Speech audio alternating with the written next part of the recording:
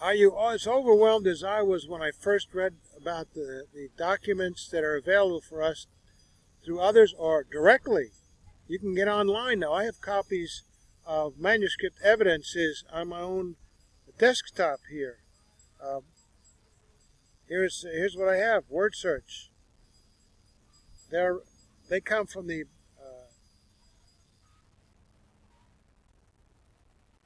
library books. Word search is copied down. What's made available for this famous series of Bible books, dictionaries, translations, original language, manuscript evidence, all kinds of tools, grammatical studies. So we're looking at, let's just pick a chapter here. John chapter 1. All things were made through him, and without him was not anything that been made. That's the Authorized Standard Version. New American Standard. All things came into being through him, and apart from him nothing came into being that has come into being. Very similar, just a different language, older language of English, and I found no distinguishing words. All things were made through him, and without him nothing was made that was made. So a lot of versions are very, very close to one another. Some aren't. Some try to paraphrase or explain, and then you can understand maybe there's a possibility of differentiating between a good translation and a bad. Now let's look at the Greek. There's the Greek, right? What happens when you have a problem? Several Greek manuscripts differ. Right here at the last sentence. All things made through him came into being, and without him came into being not even one which has come into being. Or other manuscripts have one period. So you didn't have a period. So all things came through him. All things through him came into being, and without him came into being not even one period which has come into being. I don't see the difference. Punctuation, all right. But we have manuscript evidences here. Look at them. Look at them all. The basic text of this page here comes from these very, the ones at the top, TXT. The variances that you look right below have just the period at the end of one and which has come into being. There's some more significant variances. It doesn't really amount to much. Only 1% of the text has something in question, like here, this period. Does it belong here or not? Obviously, it doesn't matter.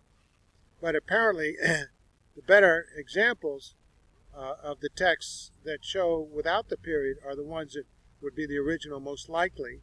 And we find things that are important to figure out which one is which, then you can determine from the kind of manuscript evidence that we have. And we've looked at so many, we can determine pretty much every single word that was originally penned in the New Testament Greek. Let's take a look at that. Alexandria.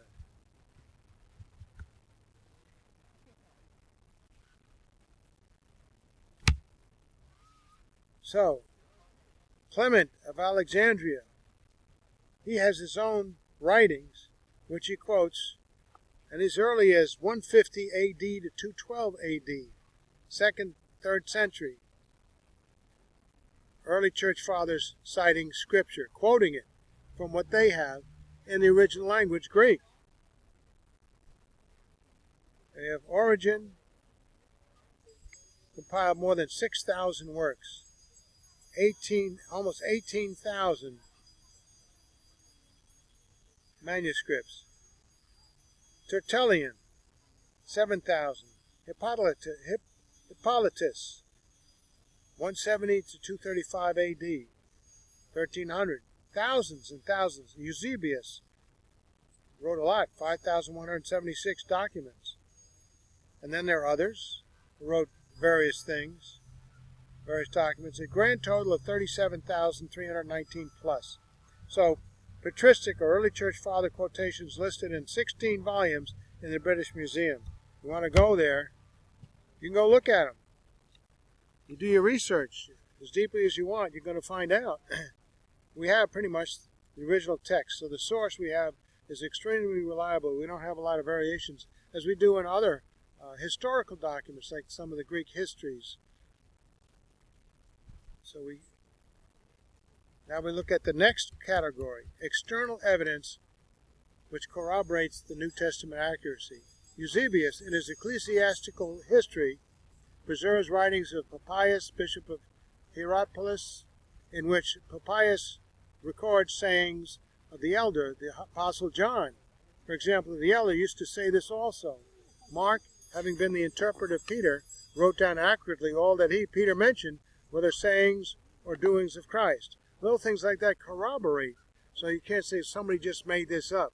We've got thousands of documents, tens of thousands of documents, and people from all over the world with articles that can compare on various points, historical, actual words, and contradictions over what should be in the particular verse, whether it's what period should belong there or not, like we just looked in John chapter 1, verse 3. Papias, Matthew recorded the oracles in the Hebrew tongue. Little things. Well, suppose he didn't. Apparently he wrote it in Hebrew, and it was evidently translated in the Greek. A first-century Roman historian referred to Nero's burning of Rome. Consequently, to get rid of this report, Nero fastened the guilt and inflicted the most exquisite tortures on a class that was hated for their abominations, called Christians by the populace. Christus, from whom the name had its origin, suffered the extreme penalty during the reign of Tiberius at the hands of one of our procurators, Pontius Pilatus, and a most mischievous superstition, thus checked for the moment, again broke out not only in Judea, but that's Christianity, the first sources of the evil. I had one guy tell me today, last night, on the street, he said, Christianity is a myth. There's no historical evidence. Here it is. Tacitus, the first-century Roman historian, wrote about Christ, the first source of the evil, but even in Rome, where all things hideous and shameful from every part of the world find their center and become popular. Let me make this a little larger so I can make it easier to read.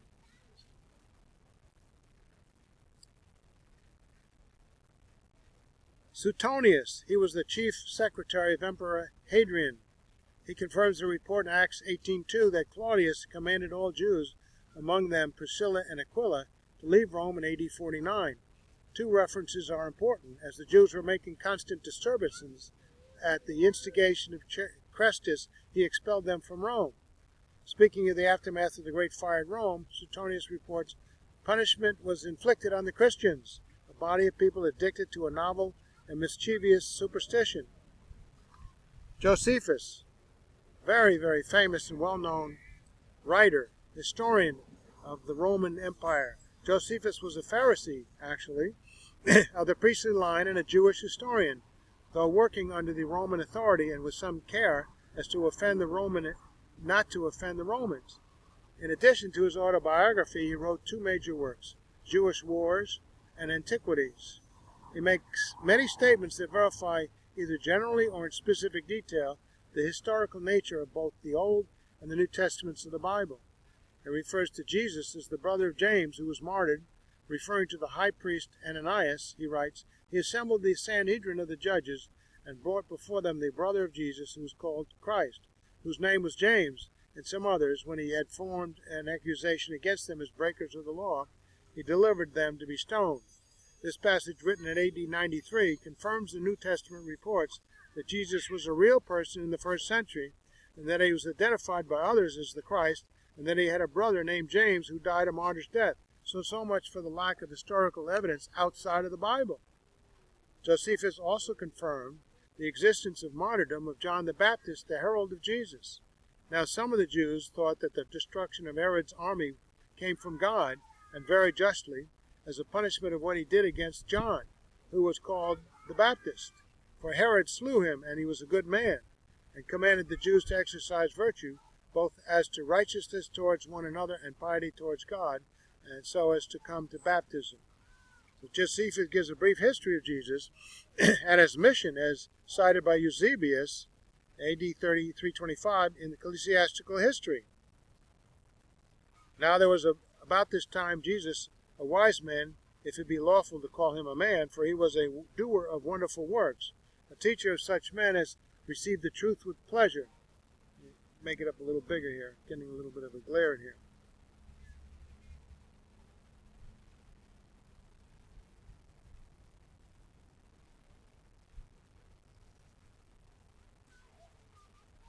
So, he makes many statements that verify Josephus, either generally or in specific detail, the historical nature of both the Old and New Testaments of the Bible.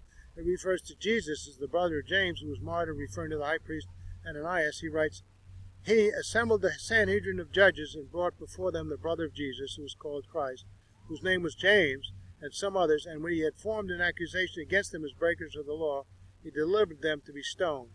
I already read that. We'll move on to the next one.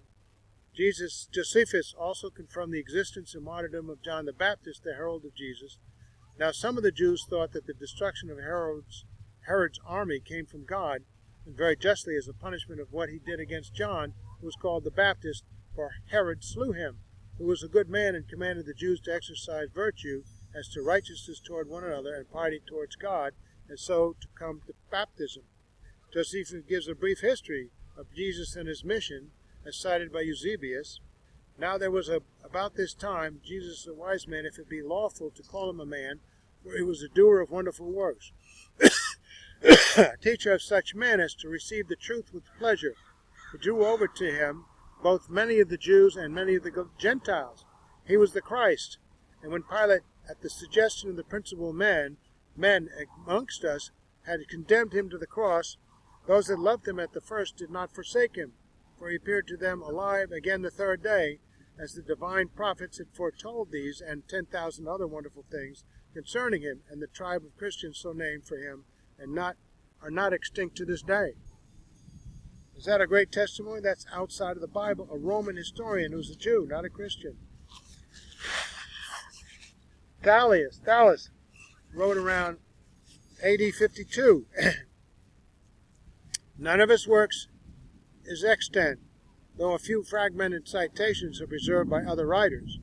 One such writer is Julius Africanus, who in about AD 221 quotes Thallus in a discussion about the darkness that followed the crucifixion of Christ. On the whole world there pressed a most fearful darkness, and the rocks were sent by an earthquake, and many places in Judea and other districts were thrown down.